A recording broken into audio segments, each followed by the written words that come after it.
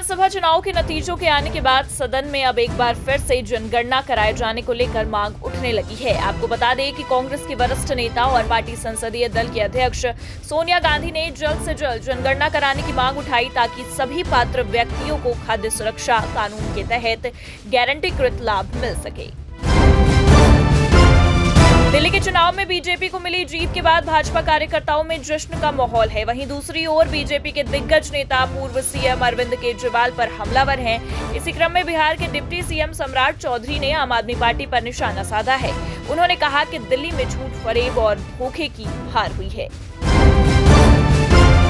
पूर्णिया से निर्दलीय सांसद पप्पू यादव ने मणिपुर के मुख्यमंत्री एन बीरेन सिंह के इस्तीफे पर कहा है कि एक ऐसी सरकार जो ना तो मणिपुर की चिंता करती है और ना ही उत्तर पूर्वी राज्यों की चिंता करती है, उन्हें बस वोट बैंक की चिंता है। जो भी सरकार आती है उन्हें लगता है कि पूर्वी राज्य हमारी खैरात पर चलते हैं। इससे पता चलता है कि वे केवल सत्ता और कुर्सी के लिए सियासत करते हैं। Deputy CM DK Shiva Kumar Yelahanka air force station पर आयोजित एरो इंडिया 2025 में शामिल हुए। आपको बता दें कि एरो इंडिया 2025 10 से 14 फरवरी तक आयोजित होने वाला है और ये एशिया की शीर्ष एरोस्पेस प्रदर्शनी का 15वां संस्करण है। इसमें देश के कई नामचीन हस्तियां भी शामिल हो रही हैं।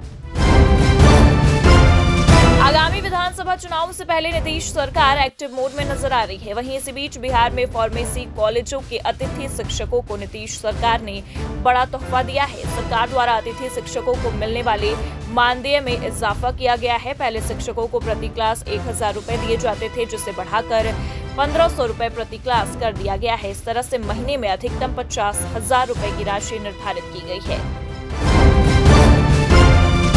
दिल्ली में भाजपा को पूर्ण बहुमत मिलने के बाद अब सीएम फेस को लेकर अटकलों का बाजार काफी गर्म है। वहीं इस बीच बीजेपी सांसद योगेंद्र चंदोलिया ने मुख्यमंत्री चेहरे पर कहा कि कयास तब तक लगाए जाते रहेंगे जब तक मुख्यमंत्री का चेहरा नहीं आएगा। केंद्रीय नेतृत्व जो तय करेगा वही अंतिम निर्णय होगा। 13 से 14 तारीख के बाद नाम सामने आ जाएंगे। हमारे सभी लोग बहुत काबिल हैं।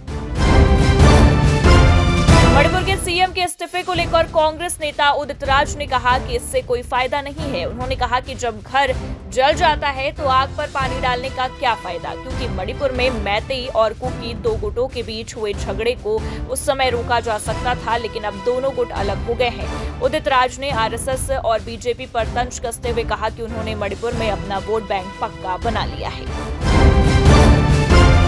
शिवसेना यूबीटी सांसद संजय राउत ने दिल्ली चुनाव में हार के लिए आप और कांग्रेस को जिम्मेदार ठहराया। उन्होंने कहा, हम सभी भारत गठबंधन के भागीदार हैं। कांग्रेस हमारी वरिष्ठ भागीदार है और राहुल गांधी हमारे नेता हैं। सभी को एक साथ लेकर चलना वरिष्ठ भागीदार की जिम्मेदारी है।